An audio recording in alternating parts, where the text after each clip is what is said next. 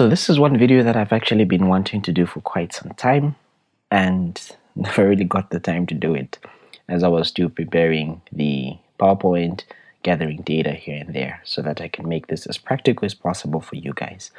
But finally managed to do that. So grab a piece of paper, let's talk about pulmonary embolism. Let's go.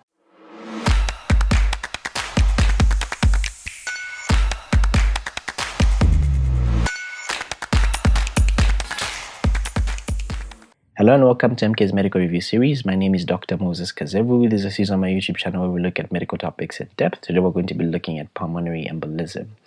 If you haven't yet subscribed to the channel, please hit the subscribe button, hit the bell notification icon to be receiving notifications of such amazing content every time I post. Grab a piece of paper, grab your pen, and let's go. I will leave this video tagged in both the internal medicine folder as well as the emergency medicine folder. So before we dive into pulmonary embolism, I want you to understand what a blood clot is, which is what we refer to as a thrombus. So remember that for your blood to not clot within your blood vessels, certain things have to be present. Number one, you should have the right amount of platelets, the right amount of clotting factors. There should be a balance between the coagulation system and the brakes on the system, what I like to call the fibrinolytic system. And your endothelial lining must be smooth, mustn't have any damage. If you have these three things and your blood is constantly moving, it will not clot. If there's a breakage in the endothelium exposing the subendothelial collagen, if there's a problem with the clotting factors, or there's a deficiency in the proteins that are found in the fibrinolytic system, or there's any other problem that is going to be affecting the platelets, activating the platelets, or if your blood pools in some part of your cardiovascular system, your blood will clot. So a thrombus is pretty much a pathological formation of an intravascular blood clot. One thing that you're going to be able to distinguish, especially on your postmortems, is to be able to distinguish whether this blood clot was formed before the patient died or whether this blood clot was formed after the patient died. Now, generally, if the blood clot was formed before the patient died, it will have certain characteristics, because remember that the platelets will be activated, red blood cells will accumulate, white blood cells will accumulate. You have these layers of fibrin that are going to be there. So these alternating layers of platelet as well as fibrin together with RBCs, we call these as lines of Zahr. And the clot will be attached to the vessel wall. So these two features help you distinguish whether the clot was formed before the patient died or post-mortem or after the patient died. There are three major risk factors for thrombosis, which we refer to as a Virchow's triad, which is disruption to the blood flow, which is due to stasis, endothelial damage, hypercoagulable states. I'll talk about this a bit in details very soon.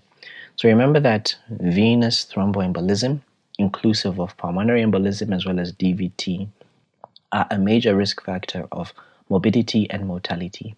We will talk about pulmonary embolism in detail in this particular lecture. We'll talk about DVT in another lecture. So when it comes to pulmonary embolism, it's just simply obstruction of the pulmonary artery or one of its branches by any material or any thrombi that originated from elsewhere in the body.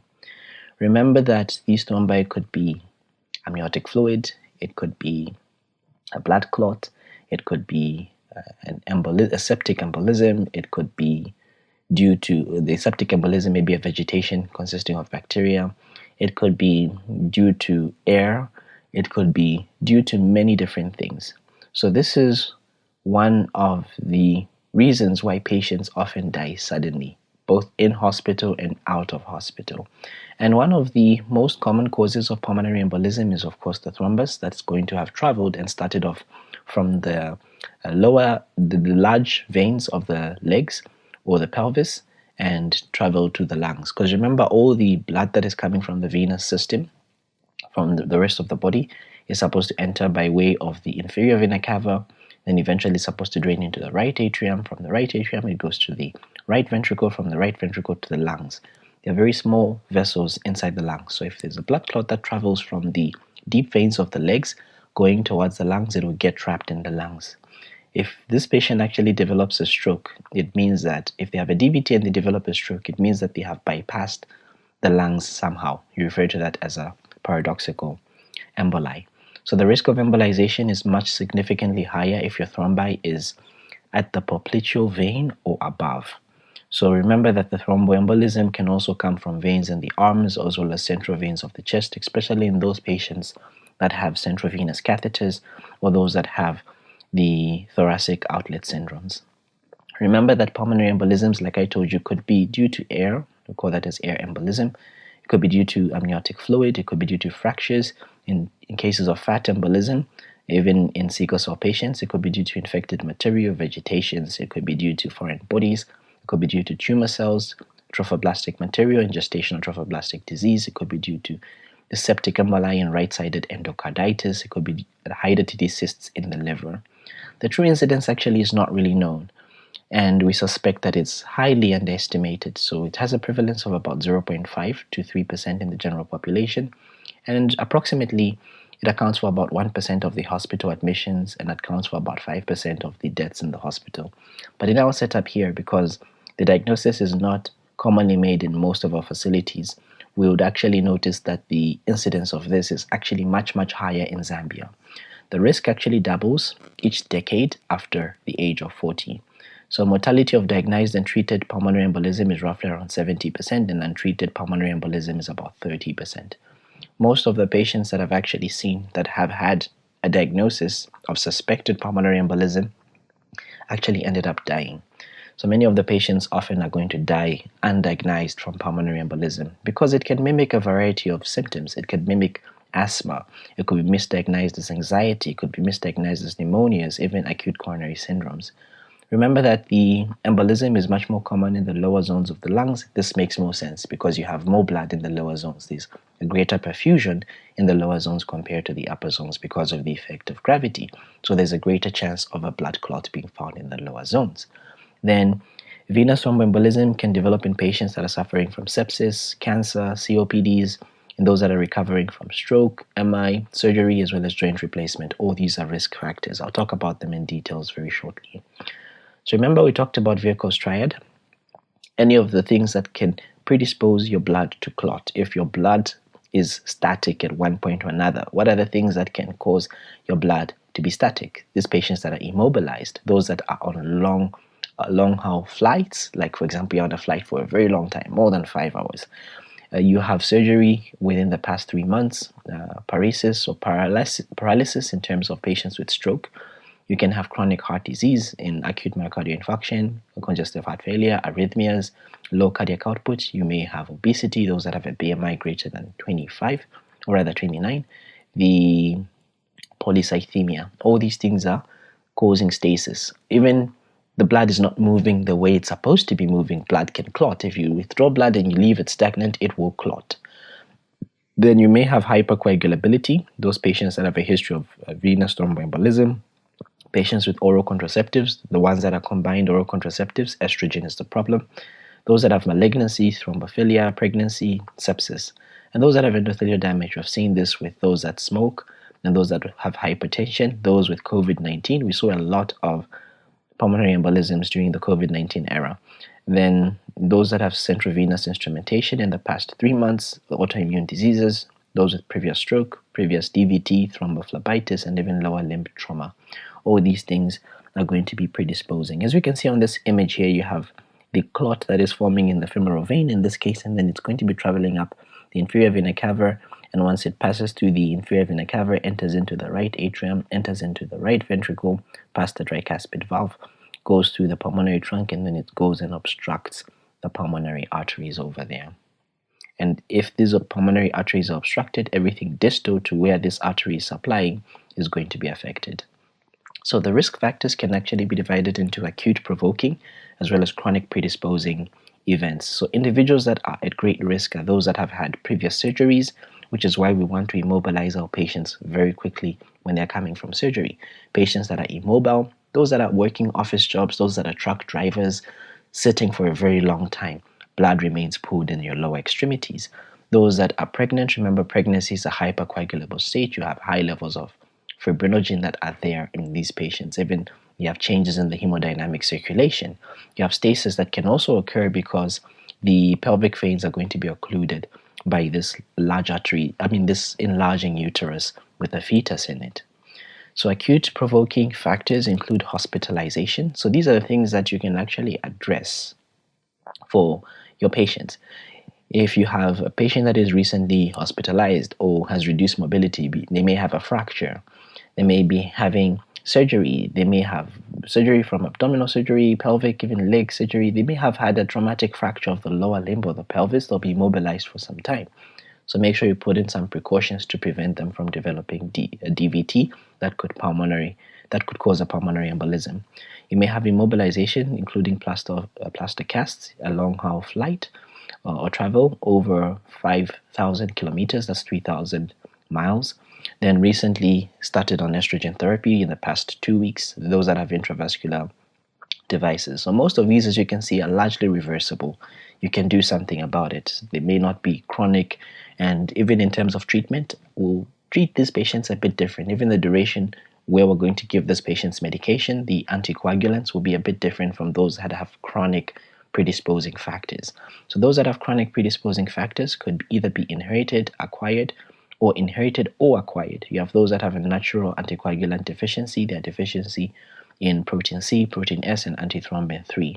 So remember that these proteins are part of the fibrinolytic system, and this fibrinolytic system kind of sort of like puts the brakes on the coagulation cascade. You may have factor V laden, prothrombin G20210A, acquired risk factors such as increasing age. There's nothing you can do about that. Obesity, of course, you can do something.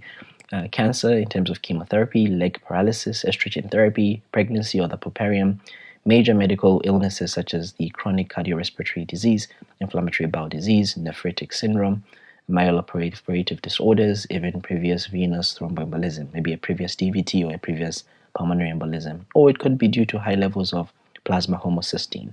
Remember that in terms of metabolism of folic acid as well as vitamin B12, homocysteine is very important. Folate is going to circulate in the body as tetrahydrofolate, which has a methyl group. So this methyl group gets passed to vitamin B12, and then eventually vitamin B12 is supposed to pass on this methyl group to homocysteine, converting it to methionine. So if someone has a deficiency, for example, in the B12, it means that this methyl group cannot be passed to homocysteine to convert homocysteine to methionine, and homocysteine begins to accumulate in the system. So this can actually cause endothelial damage. It can predispose to thrombotic events. You may have high levels of plasma coagulation factors like factor 8, factor 9, and factor 11. Then you may have antiphospholipid syndrome, or you have this anticardiolipin antibodies as well as lupus anticoagulant. What exactly is the pathophysiology of the condition? Remember that most of these pulmonary embolisms are going to be coming because someone has had a DVT. So the majority of them will be coming from the lower extremities, though they're going to be coming from other deeper veins as well. 75% of them actually are going to be generated in the venous system of the lower limbs.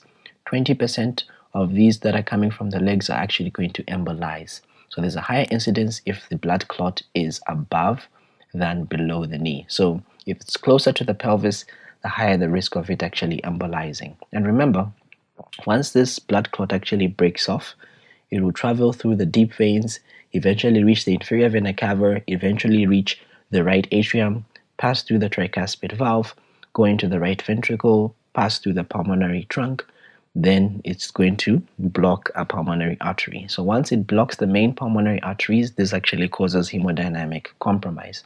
What really happens is this. Remember that you have the pulmonary arteries that are being blocked. And once the pulmonary arteries are being blocked, it means that the resistance has increased because your radius of this lumen has reduced. Remember that the resistance is inversely proportional to the fourth power of the radius of a lumen. So if your radius even reduces slightly, it means that your resistance is going to increase significantly. So you have an increase in this pulmonary resistance. What will happen? You're going to be placing strain on the right side of the heart. Even on the ECG, you're going to be seeing features that are going to be suggestive of strain on the right side of the heart, so right ventricular strain.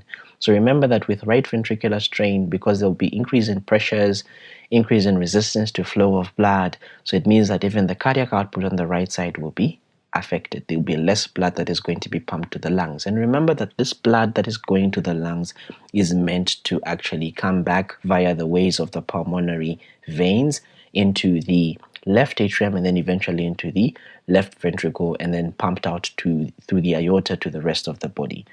If this blood is not returning, because very little of it is going to the lungs, it means ultimately even the cardiac output, even the left side will be affected. The left ventricular function will be affected. The left-sided cardiac output will be affected. This patient may actually even go into shock. In addition to this, there may be some inflammation, there may be some impaired gaseous exchange, and sometimes some infection. So remember that the smaller clots could actually move a bit more distal and could cause infections that are going to be causing pleuritic pain.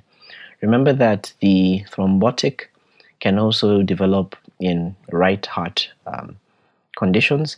For example, in patients that have developed a myocardial infarction, so they can develop from the right side of the heart and then embolize to the lungs. The septic emboli is an example where you have this endocarditis that is often associated with an intraventricular septal defect or an atriovenous shunt or centrovenous axis. So like I told you, what are the consequences of this embolism? They're going to depend on the size, the number of the emboli, the area of the pulmonary vascular tree that is going to be affected, as well as the underlying condition of the lungs, whether these lungs had some underlying other conditions or it was a healthy, normal lung. But it's also going to depend on how well the ventricles are going to be functioning, the right ventricle, if there's any pre-existing myocardial disease, as well as the ability of the body to break down that clot, the ability of the intrinsic thrombolytic system to break down that clot. Remember that your mean pulmonary arterial pressures are not going to rise until more than 50% of your vascular bed has been occluded. So when the pulmonary arterial pressures actually rise, then the right ventricular afterload is going to increase because there is now a greater resistance that your right side of the heart has to overcome. So this is going to result in increase in the right ventricular end diastolic volume. So remember that your right ventricle will begin to fail when your pulmonary arterial pressures are going to be increasing more than 40 millimeters of mercury acutely. And if this causes failure of the right ventricle, it means that there'll be a reduction in blood flow to the lungs. I've already explained this, and there'll be a reduction in the blood that is coming from the lungs coming back to the left ventricle. This means that there'll be a reduction in the blood pressure of this patient. Ultimately, this can be leading to systemic hypotension. So the secondary effects are much worse if the right side is not really even filling with blood anymore. You may have arterial hypoxia that is going to be resulting as a result of reduced cardiac output and inadequate oxygenation of this blood. Because remember, again, blood is not reaching the lungs, blood is not being oxygenated, so there's worsening hypoxia. So here's a diagram that I want us to look at. So let's focus on this one on the right first. So you have a patient with a pulmonary embolism. Of course, there are going to be this anatomical obstruction, some neurohormonal effects that are put into play. There's going to be an increase in the right ventricular afterload because there's this resistance that is created in the lungs that has to be overcome. Eventually, this is going to lead to right ventricular dilatation and dysfunction. There's going to be an increase in the stress across the right ventricular wall, so it means that you may even have an elevation in your natriuretic peptide. You may have an elevation in your troponins. So this is going to lead to your increase in right ventricular oxygen demand, but this cannot be met by a supply. So this eventually leads to right ventricular ischemia. So you're going to have your cardiac enzymes, your troponins, your natriuretic peptides actually increasing. Then eventually the right ventricular outflow is going to be reduced. You may have a septal shift towards the left ventricle, because remember that less blood is now reaching and filling the left side of the heart. So there's a decrease in the preload.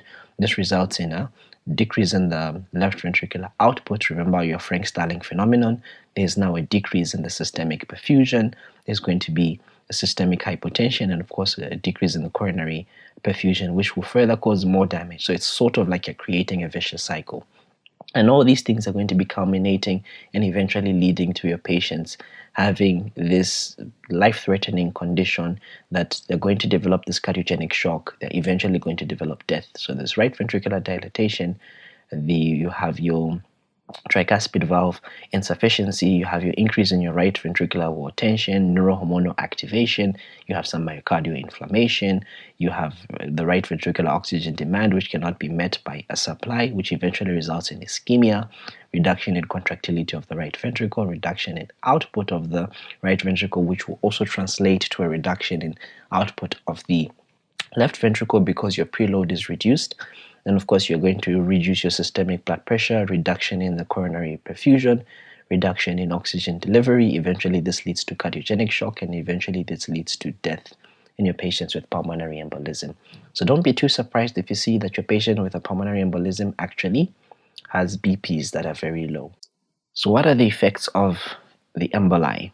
So you may have small emboli, you may have large emboli. The ones that are quite small, they won't have so much physiologic effect because your system is going to be breaking it down. Remember, every single time blood clots in your bloodstream, the fibrinolytic system will break it down within a few hours, within a few days.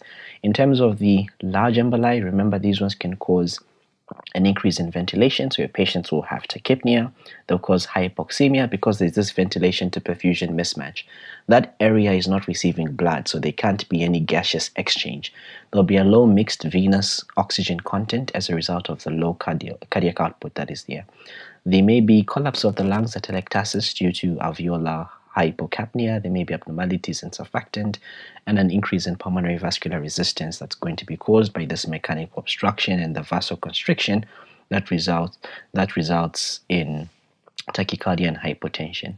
You may have the endogenous lysis reducing most of the emboli, and these can be reduced through to moderate size, and physiologic alterations decrease over hours or days. Some emboli are actually quite resistant to being broken down by your system and may actually even organize, and they may persist and result in what we call a chronic pulmonary hypertension. Death often is going to be occurring if there's right ventricular failure and if there's inability to maintain an adequate cardiac output. Now, how do we classify these according to the physiologic effects? So you may have one that is high risk. This is a catastrophic or supermassive. If you get these, most of your patients are going to die.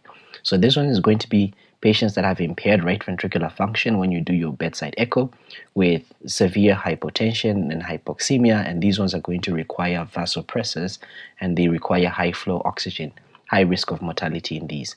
You have those that have high risk, but it's massive. They have impaired right ventricular function. So right ventricular function impairment is a quite significant finding that you can find on the echo that will show you that this patient is a high risk of pulmonary embolism, catastrophic event. You may have impaired right ventricular function that is causing hypotension. That's a systolic blood pressure less than 90, a drop in the systolic blood pressure greater than 40 millimeters from baseline for 15 minutes. You may have an intermediate risk, or rather a submassive risk. These are OPEs that are not meeting the definitive criteria of a high risk. It could be intermediate high risk, where they have an abnormal right ventricular function by echocardiograph and elevated troponins. Where intermediate low risk, they have one of the two. Either they have an abnormal right ventricular function detected by echocardiograph, or they have an elevated troponin levels. Low risk is if they do not have any right ventricular impairment and they don't have any hypotension. Sometimes you may have what is known as a saddle emboli, which goes and blocks where the pulmonary artery, the pulmonary trunk, is bifurcating into the left and the right pulmonary arteries. So these ones usually are usually, but not always, intermediate or high risk. So most of them are going to be either intermediate or high risk. But if it blocks completely, then most likely it's a high risk. What are the clinical features that we see? Remember that patients with these pulmonary embolisms, they're going to present with these non-specific symptoms. So you need a high index of suspicion because presentations are very variable, they're non-specific, and of course, you should put them into account when you have certain risk factors in your patients, those risk factors we mentioned earlier on. So remember that your patients will often complain of this sudden onset of pleuritic chest pain that may be associated with dyspnea, tachypnea, tachycardia, and hypoxia.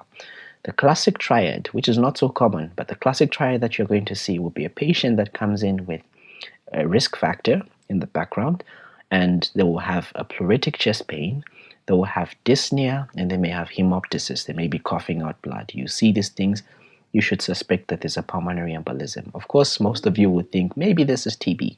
TB could also be a differential that you have in the back of your mind. The severity of the symptoms, like I said, will depend on the location of the emboli. It will depend on how much of the pulmonary circulation has been occluded. On your history, most patients are going to experience sudden dyspnea, 73% of them.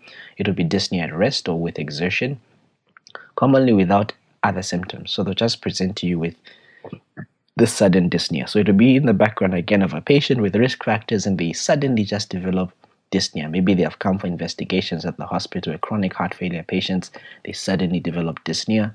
Then you think that this patient has a pulmonary embolism. Some patients may have syncope with cyanosis, they may have cardiac arrest, they may have angina. These are signs of massive pulmonary embolism, not so good signs to see in your patients. A minority of patients, they may have pleuritic chest pains in 44%. So when there is infarction, pulmonary infarction with additional hemoptysis in 13%. Some patients may have a dry cough in 37%. Usually, this is caused by other conditions, other comorbid conditions. In the elderly, the first symptom may be altered mental state, but of course, this is non-specific because it could mean many things. And always you should consider pulmonary embolism in someone who has unexplained hypoxia, someone who has breathlessness that is of sudden origin. Expect or rather have pulmonary embolism as one of the things you want to rule out on your diagnosis. Take a full history of the concurrent illnesses, any surgical procedures, any recent hospital admission, any past history of DVTs or pulmonary embolism, any history of recent travel, any family history. When you examine the patients, the examination may actually be normal. Common findings may include tachycardia in 24%, tachypnea in 54%, pyrexia in 3%, and remember you may get a low-grade fever, but that may be caused by the underlying conditions. Then this may be following even the lung infarction. 30% of the patients will actually have normal oxygen saturations, 28% may have orthopnea, 44% may have calf or thigh pain, then 44% may have calf or thigh swelling, and of course they may have wheezing in 21%. You should always record your PPs. Remember, hypotension indicates there's a massive pulmonary embolism. There's more or less right ventricular dysfunction. There's more or less left ventricular dysfunction. You may have pulseless electrical activity that may be seen in some patients with pulmonary embolism and those that undergo cardiac arrest. You want to do a full respiratory and a cardiovascular examination. You may get decrease in the breath sounds. You may get crackles in 18%. Fourth heart sound, you may get an accentuated pulmonary component of the second heart sound, so a loud P2 in 15%. You may get an increase in the JVP. These are all features of right ventricular failure and right ventricular strain. You may get a right ventricular heave. You may get an S3 gallop rhythm with or without tricuspid regurgitation. You may get cardiovascular collapse in 8%. Remember, you should always examine also the legs to check for signs of DVT, so anything like edema, erythema, tenderness, or any palpable cords. Remember, do not elicit those signs of DVT that you learnt about in DVT because those can actually dislodge the emboli. Now, here is a flow chart that is helping you understand the different signs and symptoms of embolism. So let's go through it step by step because it's a very easy thing to follow. So remember that one of the most underdiagnosed conditions, like I told you, is pulmonary embolism because typically it will be asymptomatic. It's going to begin sometimes as tachycardia as the only sign that you may get. So you should consider DVT and pulmonary embolism as one disease. And if the pulmonary embolism is suspected, meaning you should look for signs of DVT. Absence of DVT does not rule out pulmonary embolism. It doesn't mean that if a patient doesn't have DVT, doesn't have the swelling, the typical features of DVT, they could not have a pulmonary embolism. They still can. So you have Virchow's triad, which is your hypercoagulable state, your stasis, and your endothelial damage. You should suspect DVT. Then, of course, check for any deep vein thrombosis. They're very common in the popliteal, the femoral, and the iliac vessels. Remember that this clot is going to be migrating to the inferior vena cava. It's going to be eventually reaching the right atrium. It will eventually pass through the right ventricle, then into the pulmonary vasculature. The large clots or the saddle clots are going to be lodged right at the bifurcation, and the small clots actually enter into the pulmonary arterioles. So if you get a saddle embolus, which obstructs the pulmonary artery completely, there'll be a backflow of blood into the right heart. There'll be right ventricular strain. This right ventricular strain is going to be causing tachycardia. This is actually the most sensitive indicator of pulmonary embolism. It's non-specific because many things can actually cause tachycardia.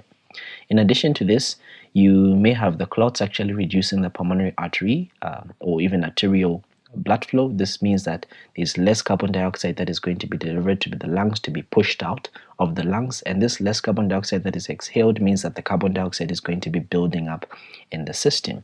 And if the carbon dioxide builds up in the system, it dissolves and reacts with water in the presence of carbonic acid to produce in the presence of carbonic anhydrase to produce carbonic acid.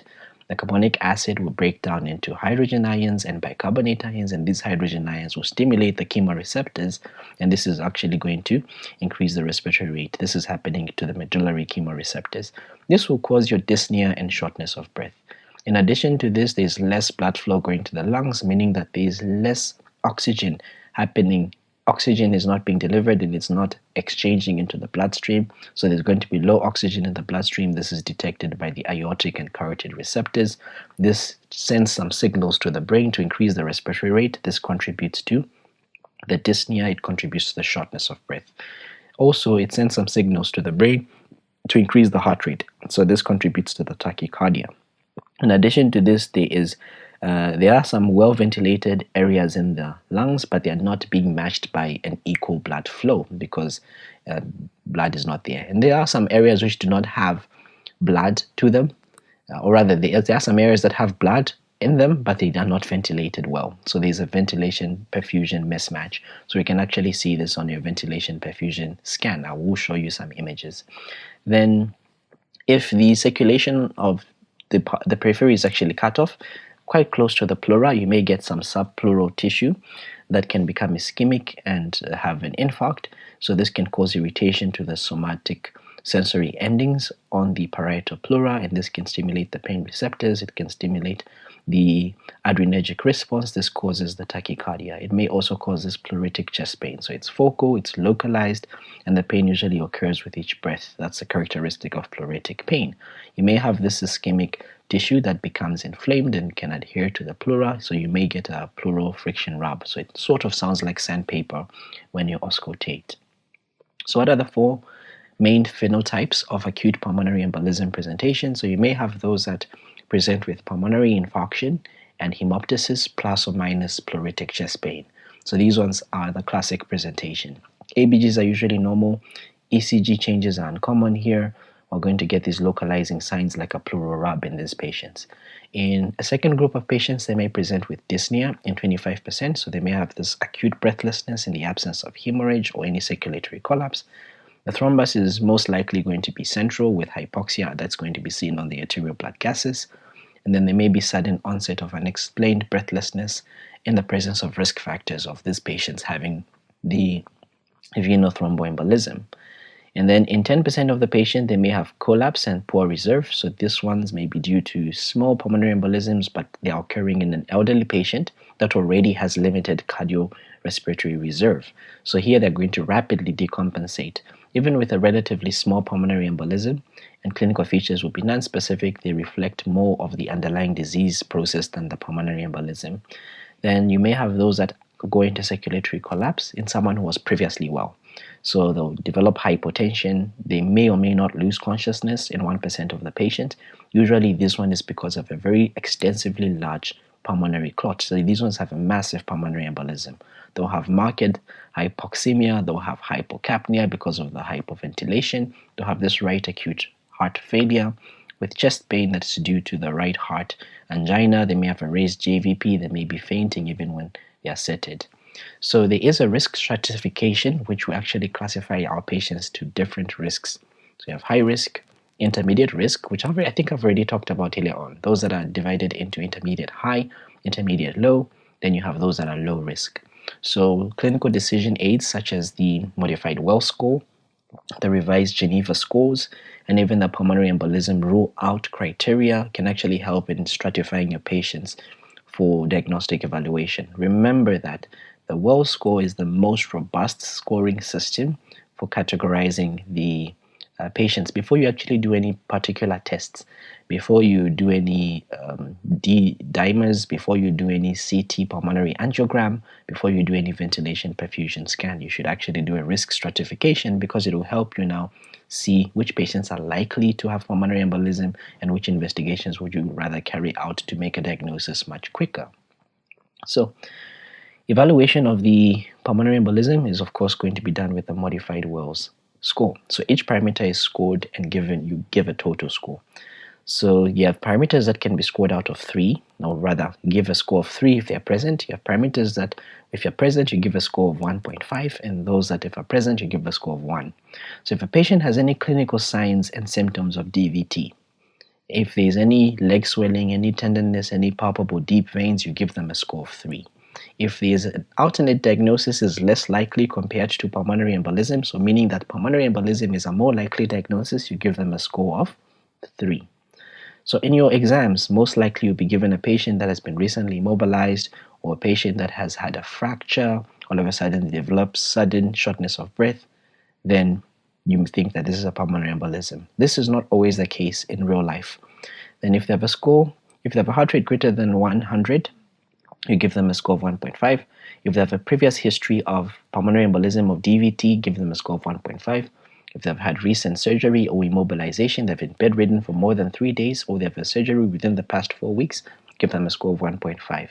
If they have hemoptysis, we give them a score of 1. If they have cancer, which is actively treated or with palliation within the last 6 months, we give them a score of 1. Then you add this particular score and you see how much they are going to get. So if we look at our traditional classification, if there is a score greater than 6, it's high risk. If there's a score 2 to 6, moderate risk. If there is less than 2, low risk. Then an alternative classification classifies them into pulmonary embolism likely and pulmonary embolism unlikely. I like to use this one because it will help us with the management. So those that have a score greater than 4, it means that your pulmonary embolism is likely. Those that have a score that's less than 4, pulmonary embolism is unlikely. This does not mean that if you get someone who has a score of 6, for example, it means that they have a pulmonary embolism. It just means that they are likely, they're at high risk of having a pulmonary embolism. You still have to investigate them even further. So there is a pulmonary embolism criteria now. So those patients that have a low probability on your Wells score, those that have a score less than 2, it means that the probability of pulmonary embolism is about 3.6% rather, so it's quite low. Those that have a moderate clinical probability of pulmonary embolism, a score of 2 to 6, 20.5 probability of PE, moderate. Those that have a high clinical probability score that's greater than 6, it means 66.7% probability of pulmonary embolism. Remember, patients that are under the age of 50 with a low clinical probability of pulmonary embolism less than 2, we should check the pulmonary embolism rule out criteria. And this rule out criteria score is negative if all the criteria are fulfilled. So no further testing is actually required if these things are not present, or this patient is below the age of 50, their pulse is less than 100, their saturation is greater than 94%, they have no unilateral leg swelling, they have no hemoptysis, no recent trauma or surgery, no prior pulmonary embolism or deep venous thrombosis, they have no hormonal use, then you give them a score of 0. So it means that they are unlikely. If they already have a Wells score that is less than 2 and the rule out criteria is 0, so it means that there's no need for you to actually investigate the patient further for pulmonary embolism because it's highly unlikely. Any score other than 0 actually has no prognostic or diagnostic utility in terms of this pulmonary embolism rule out criteria. So how do we evaluate our patients now with pulmonary embolism? So we're going to get our total Wells score. So a score that is less than 4 means that they are unlikely to have pulmonary embolism. So it's a pulmonary embolism unlikely. And a total Wells score that is more than 4, it's compatible with the diagnosis of pulmonary embolism. So it's pulmonary embolism likely. So even when you're investigating your patients, group them into these two main groups: those that are pulmonary embolism likely, those that are pulmonary embolism unlikely. So we'll begin with those that are pulmonary embolism unlikely. So you're not so sure whether this patient has a pulmonary embolism or not. So the first things first is you want to perform a D-dimer assay. So what are D-dimers? Remember that when your blood clots in your body, often the fibrinolytic system is also activated. This fibrinolytic system breaks down this blood clot, and as a result of the breakdown of the blood clot, you form what we call fibrin degradation products. These fibrin degradation products are the ones that we actually check for when we're doing the D-dimer test.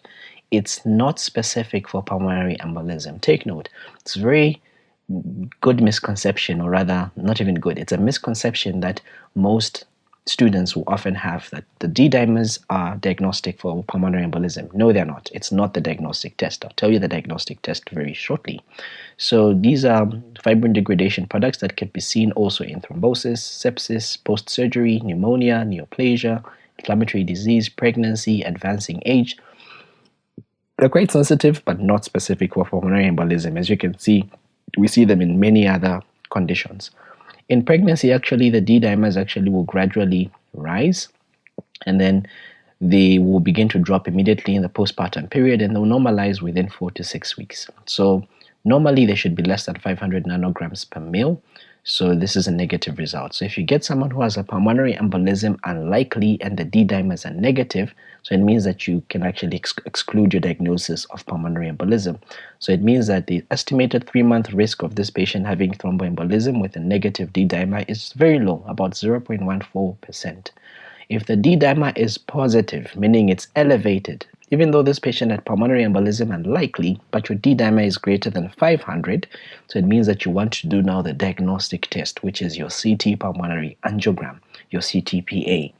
This one here, you should perform your CTPA because an abnormal result doesn't really mean that you have ruled out pulmonary embolism, and it doesn't necessarily imply that there's an increased probability of pulmonary embolism. You just want to be sure, because this patient most likely has a clot somewhere in the body and it's being broken down. You just want to make sure that it's not in the lungs. So for those that have pulmonary embolism likely with a Wells score greater than 4, you want to perform your CTPA, your CT pulmonary angiogram. Remember, this is using contrast. You're giving this patient contrast and you're allowing the contrast to fill through the pulmonary trunk, and then you're taking pictures so that you can see the pulmonary trunk. You get these areas where contrast is not present. You get these filling defects on the CTPA. I'll show you that. So it may show some filling defects. This one here, CTPA is recommended, is the recommended initial imaging of choice. It's above 95% sensitive, and it may actually even enable you to evaluate the patient for a diagnosis of pulmonary embolism and to exclude it. It also allows you to visualize the lung vasculature, the lung tissue and the lung vasculature. It should be done within 1 hour of suspected massive pulmonary embolism and within 24 hours for those that have suspected non-massive pulmonary embolism. Sensitivity and specificity generally depend on where the emboli is. It's much more sensitive if the emboli is rather in the central area than the peripheries. But of course, you need a specialist to report this. So here's an algorithm that will help you. So you have your patient that you're assessing for a probability of pulmonary embolism. You do your Wells score.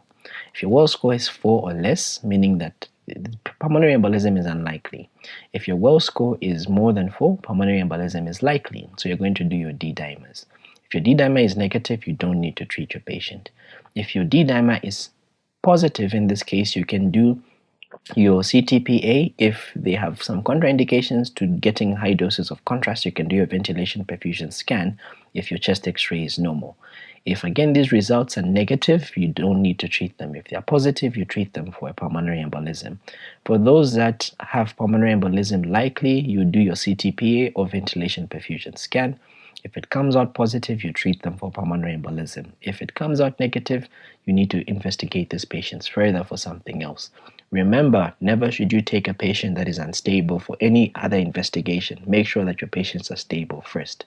And your clinical judgment or your clinical decision actually should be put into perspective and should be quite important in terms of working out these pulmonary embolism patients. And even these algorithms that I'm discussing right now, they work for patients that are not pregnant. For patients that are pregnant, it's a totally different story, and I'll talk about pulmonary embolism in pregnancy in another lecture. So for those that have renal impairment, remember, even those that have contrast-induced allergies, you want to do a ventilation perfusion scan. So the ventilation perfusion scan is not as sensitive as compared to a CTPA. So it's preferred in patients that are allergic to contrast, those that have renal failure, those that are younger than 40 years, particularly also in females because they have the possibility of being pregnant. It may be used as a first-line imaging in patients that have a normal chest X-ray and have no cardiopulmonary disease, so they have a negative scan, can actually reliably exclude a PE. So your scan is going to report you and give you a finding. They'll tell you there's low, intermediate, or high probability. So it means that your result from that should match your clinical probability score. If you get a low probability from a VQ scan, it means that even on your risk factor stratification in terms of your Wells score, you should have a low risk factor. If it's intermediate, it should match and be intermediate. If it's high, it should match and be high. Unfortunately, over half of the VQ results actually will not help. They are low or intermediate probability results, and you should follow them up with further testing such as a CTPA or a lower leg venous Doppler ultrasound. So this is what CT looks like. As you can see here, the arrows that are showing here, you have your filling defects, and this was a bilateral pulmonary embolism. You have the same thing here. You have some filling defects here that you can see on your CT pulmonary angiogram. Remember, any patient with a score of 2 or more on your Wells score, or anyone that has elevated D-dimers, you require pulmonary imaging for this patient. A normal D-dimer, like I told you, will not exclude a PE in a patient with moderate or even high probability of PE. Only a normal D-dimer in a low clinical probability, for example, a low Wells score, will safely exclude your PE. So the D-dimer is irrelevant if there are no clinical signs and symptoms of PE and you just incidentally find it as raised. So remember deciding not to take the D-dimer because the patient is post-surgery or they're elderly or they've had recent trauma. If the Wells score is less than 2, a D-dimer is a rapid thing that can be done. It may actually avoid admission for diagnostic imaging if it comes out as normal. So between CTPA, VQ scans, which one are you going for? So remember, your CTPA is going to be using higher doses of radiation.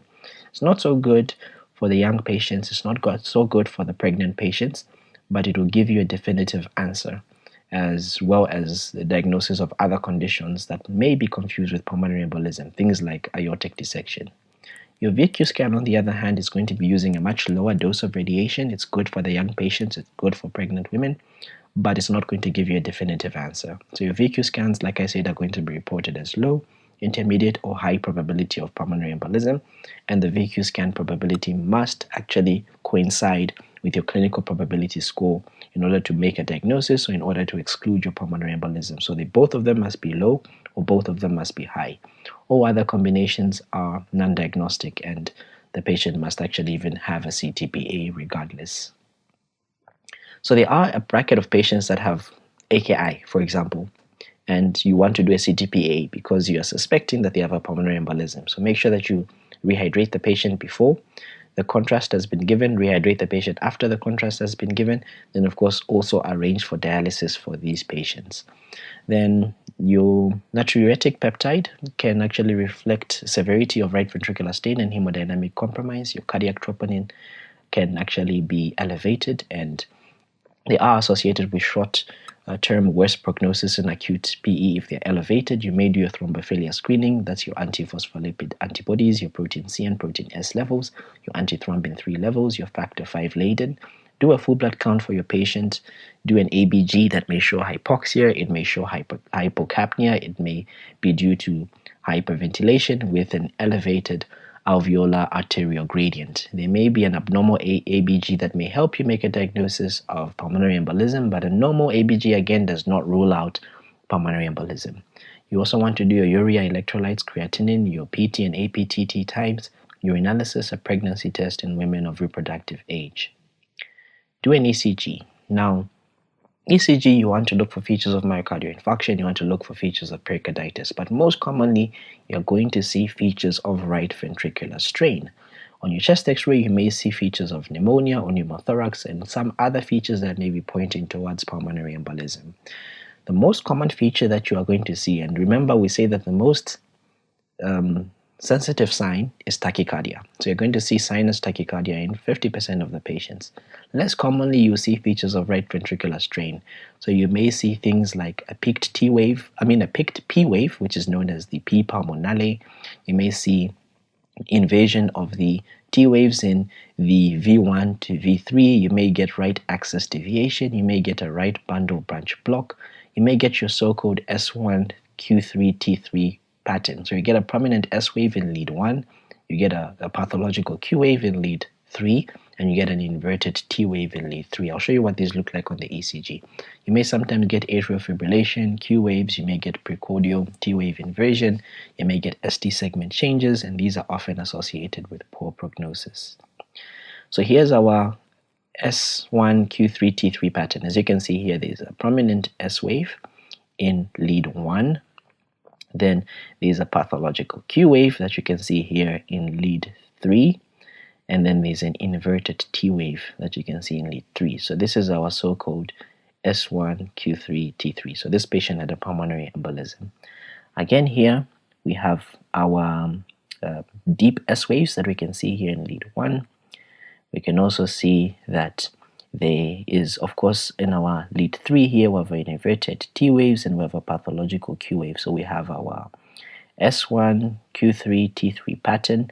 In addition to that, we have features of right bundle branch block. As you can see, these rabbit-like ears that you can see on these chest leads. You can also see there's some inversion of the T waves in these unipolar chest leads. And we have, of course, our right axis deviation happening also here in this ECG. If you don't understand the ECG series, I've done a proper ECG series. I will do some other videos, a revamp of the ECG videos to help you understand the ECG even better. On the X-ray, you may have these non-specific findings, things like atelectasis. You may get focal infiltrates. You may get an elevation of the hemidiaphragm, which is due to atelectasis. You may sometimes see some pleural effusions that are seen in 40% and may be an exudate in 80% and a transudate in 20%. You may get a Hampton hump. This is not a common sign, but if you see this, it's highly suggestive of a pulmonary embolism. So you get this peripherally wedge-shaped opacity that is going to be arising from the pleura. So this is what it looks like. So if you have a blood vessel that is being blocked here, you see this that looks like a triangle. So this is what we call a Hampton's hump. It's this wedge-shaped opacity. You may sometimes get a Westermarck sign where you get loss of vascular markings in the lungs. So you get these oligemic lung fields. You may get a Fleschner sign where you get the central pulmonary artery being enlarged. You may get a Narco sign where you get this abrupt tapering off of the pulmonary artery. You may get a Pallas sign where you get this enlargement of the right descending pulmonary artery. You may also get pulmonary consolidation, which may be due to atelectasis. On the right side here, as you can see depicted by the arrows here, you are going to be seeing your Narco sign. And then this is, of course, your CT scan that is going to be showing this thrombus that, of course, has obstructed the bilateral main pulmonary arteries, so is occlusion of the right segmental arteries, as is depicted here by the arrows. Other investigations you still want to do, an echocardiograph if it's available, and especially in patients with massive PE. Remember, features of right ventricular dysfunction, not so good.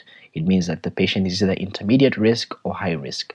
So they may show things like dilated right ventricle, features of right ventricular failure. Remember, your echo is diagnostic for a submassive and a massive PE.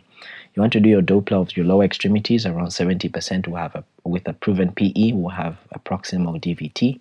You want to do your transthoracic ultrasound, which may show peripheral infarct. You want to do a pulmonary angiogram if it's available, where catheter fragmentation of the large clots may be therapeutic. Then you can do your CT venogram. This can be combined with your CTPA if you also want to image your pelvic leg veins simultaneously. Now, there are some candidates that we're going to screen for thrombophilias. Those patients that have recurrent venous thromboembolism, those patients that are less than 40 with venous thrombosis without any obvious risk factors, those patients with thrombosis secondary to pregnancy, oral contraceptive pills or hormonal replacement, patients that have thrombosis at an unusual site, for example, cerebral, mesenteric, portal, even hepatic veins. You want to do a thrombophilia screening.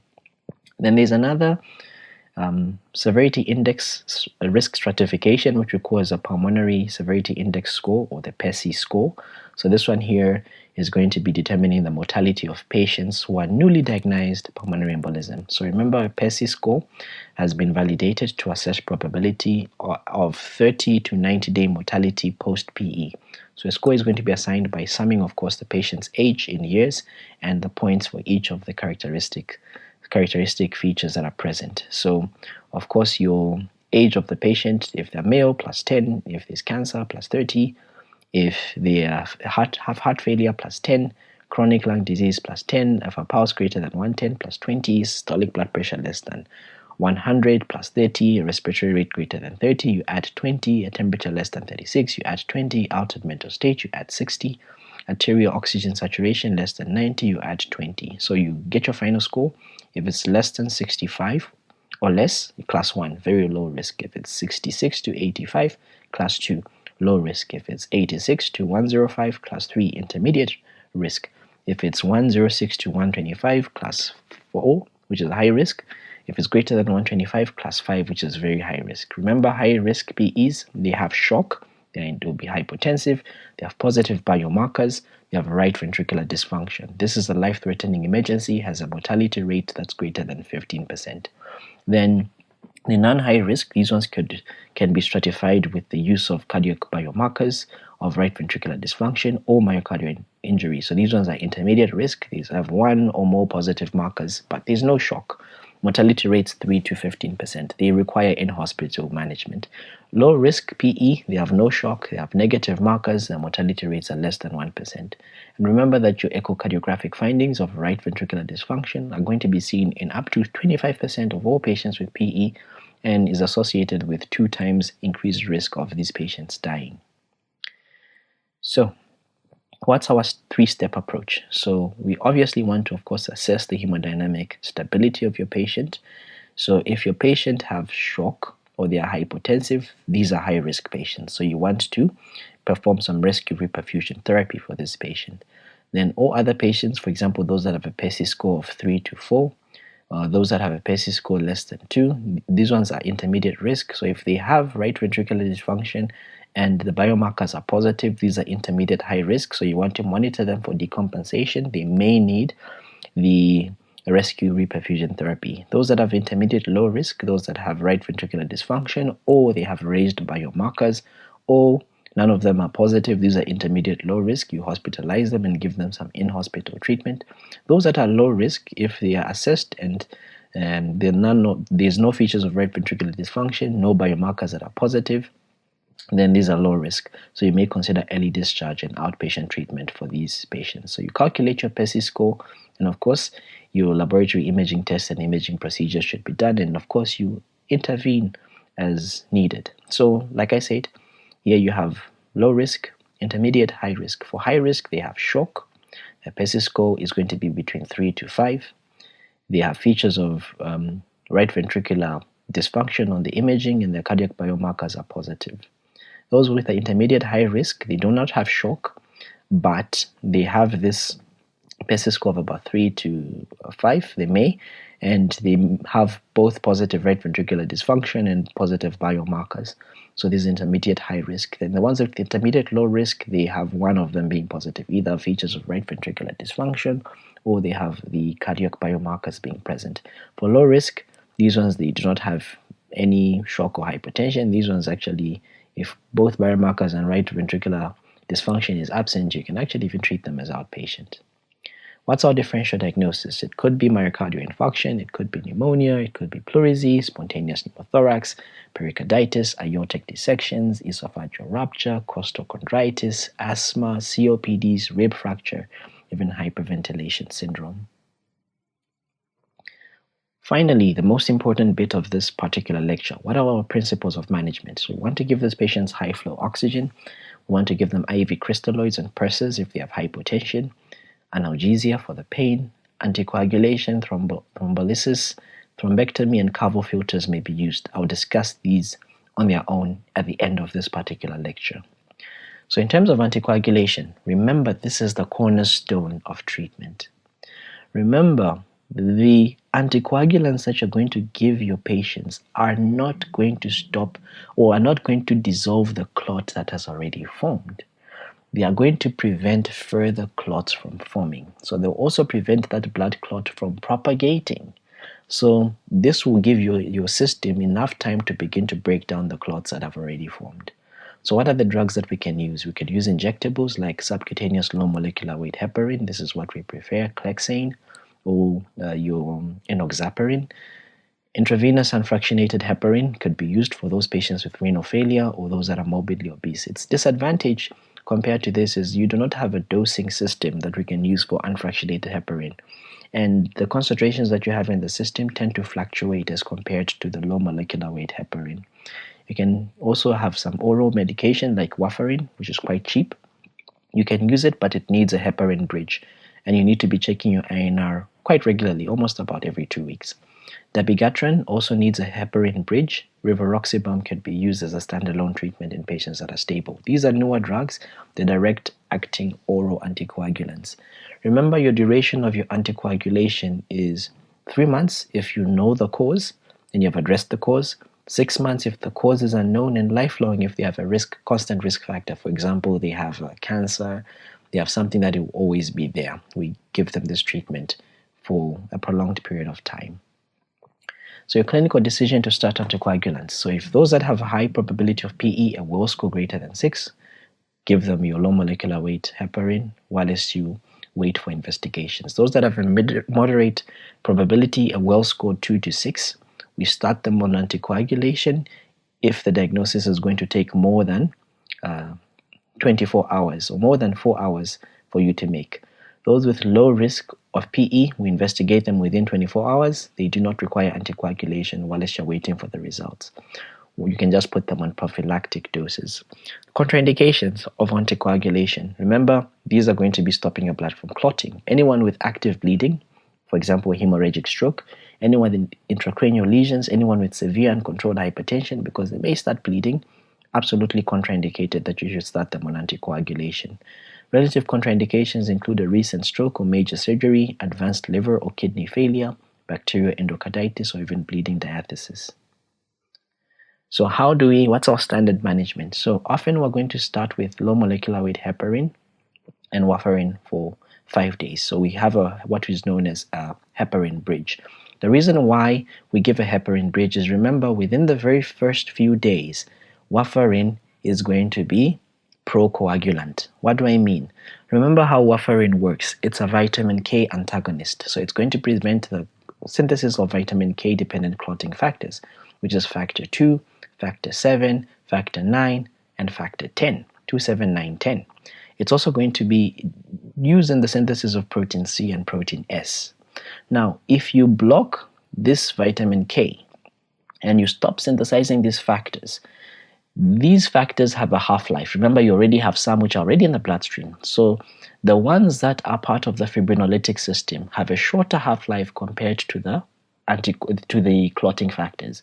So you'll find out that you will reach a point where you have protein C and protein S totally not being in your system because warfarin is blocking their production, but you will still have those clotting factors also present. So there'll be an imbalance and your blood will become procoagulant. So to prevent this is why we place patients on a heparin bridge. So we'll put them on low molecular weight heparin and warfarin for about 5 days.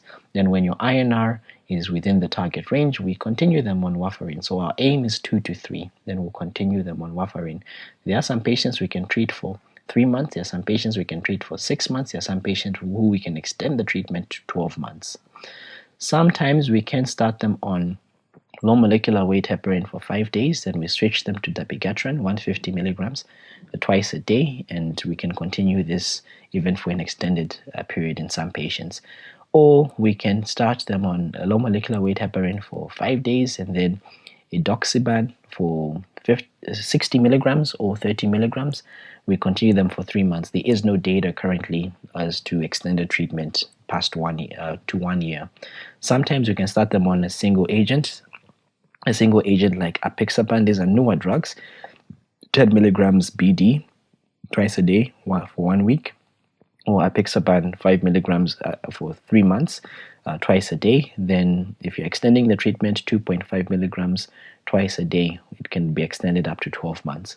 Rivaroxaban is at 50 milligrams twice a day for 3 weeks. Then if we are treating them for 3 months, of course 20 milligrams daily, then this can also be extended for 12 months. These are the treatments that we often use for patients with pulmonary embolism. What about those patients that we're going to be thrombolysing? Remember, these ones are used for those that come in with high risk and those that have hemodynamic instability, because you don't want to anticoagulate them, so you want to melt the clot as quickly as possible. Outer place is what we commonly use now.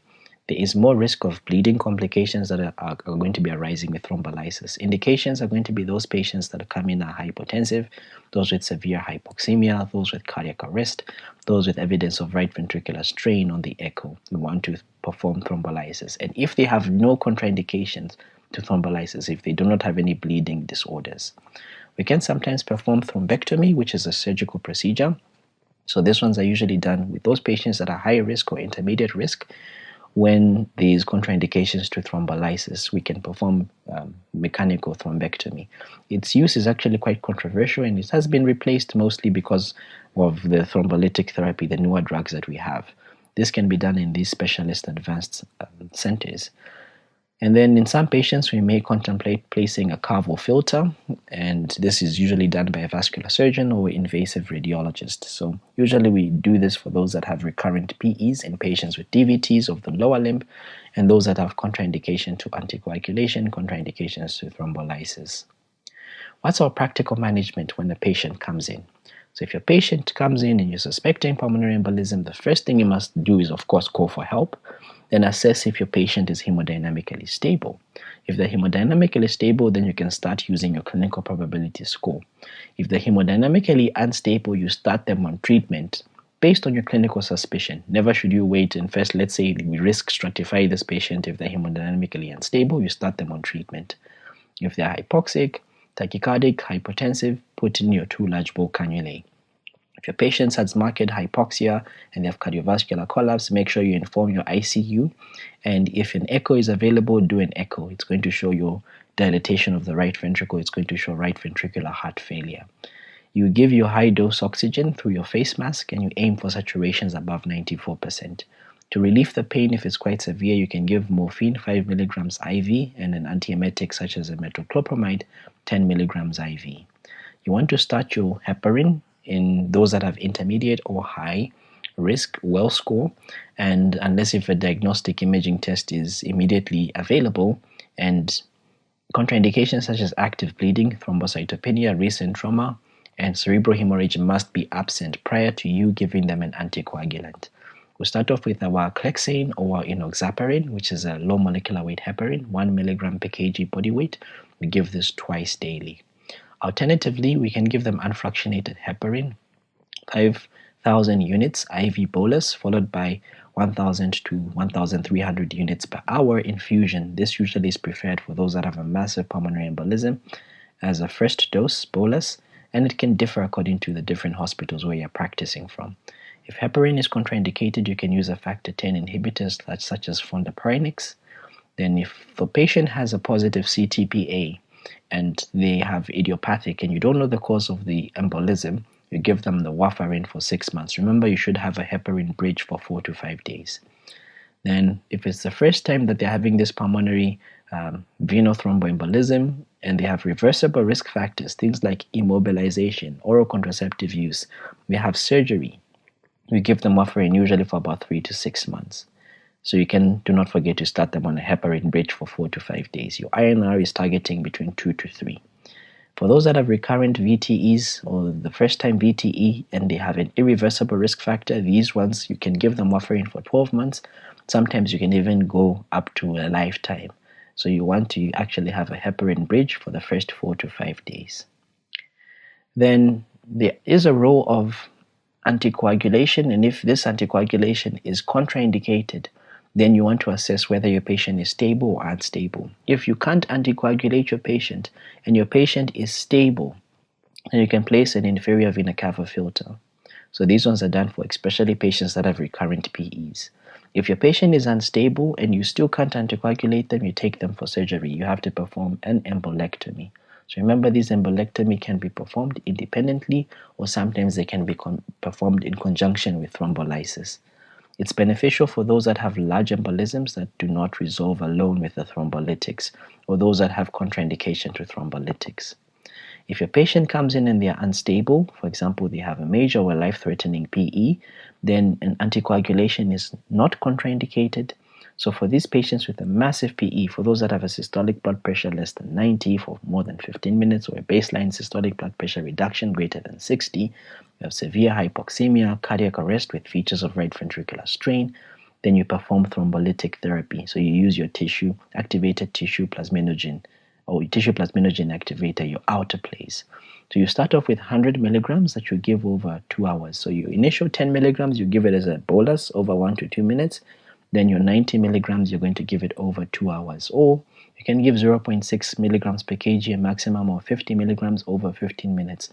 Guidelines also differ according to the hospitals. Contraindications are quite similar to those that have contraindications to thrombolytics in myocardial infarction. There is no evidence that mortality is lowered, but it will definitely improve your right ventricular heart function. This is what inferior vena cava filter looks like as blood is going. It will go through these spokes, and of course it will, if there's any blood clot, it will be broken down. So what's our summary? We have a patient that has suspected pulmonary embolism. We apply our Wells score. We ask ourselves, is this patient hemodynamically stable or unstable? If they are unstable, we treat them. If they are stable, we apply our Wells score. If the score is less than 4, it's pulmonary embolism unlikely. So we do our D-dimers. If our D-dimers are normal, less than 500, we exclude PE. If our D-dimers are positive, we want to do our CTPA. For those patients that have a Wells score that is greater than 4, we do our CTPA. If our CTPA is positive, we treat the patient. If the CTPA is negative, we don't treat the patient. How do we treat the patient? If this is the first time they have a pulmonary embolism and they have reversible risk factors, we give them our heparin and warfarin. Of course, we continue the heparin for about 4 to 5 days, then we continue them on warfarin for 3 to 6 months. Check your INR every 2 to 3 weeks and make sure it's between 2 to 3. Then for those that have idiopathic venous thromboembolism, you don't know the cause, we start them on heparin and warfarin. We stop the heparin after 5 days. When your INR is between 2 to 3, then you continue them on warfarin for 6 months. We keep checking your INR every 2 weeks. For those that have recurrent VTE, or first time they have VTE and they have an irreversible risk factor such as a cancer, such as a hypercoagulable state, we start them on heparin and warfarin for the first 5 days, then we continue them on warfarin for 12 months, even lifetime. Continue checking your INRs. For your patients who anticoagulation is contraindicated, if they are stable, we can put an inferior vena cava filter. If they are unstable, we take them for surgical embolectomy. For those patients that are unstable but can be anticoagulated, we should perform thrombolytic therapy. We do your thrombolytic therapy with your outer plays, your tissue plasminogen activator. So what's our disposition to end this very long lecture? So patients that we admit, all patients with suspected pulmonary embolism, they require admission to a high dependency unit at least, because you want to monitor them and you want to institute your anticoagulation therapy. For the patients who have demonstrated this hemodynamic instability, or potentially they have respiratory compromise, they should be admitted to the ICU. We want to discharge your patients if the clinical suspicion or the diagnostic tests have ruled out PE and this patient has a diagnosis. He or she can be discharged unless if they have any other condition that may require them to be in the hospital that is responsible for the symptoms that they are presenting with. Complications include cardiac arrest and death, development of pulmonary hypertension, as well as pulmonary embolism syndrome, which is where they have this functional and exercise limitation that could actually be residual up to 1 year after the event. I really hope you enjoyed this video on pulmonary embolism. If you did, show some support to the channel, drop a like, drop a comment. To Zambia and beyond, my name is Dr. Moses Kazevu. Until next time, bye-bye.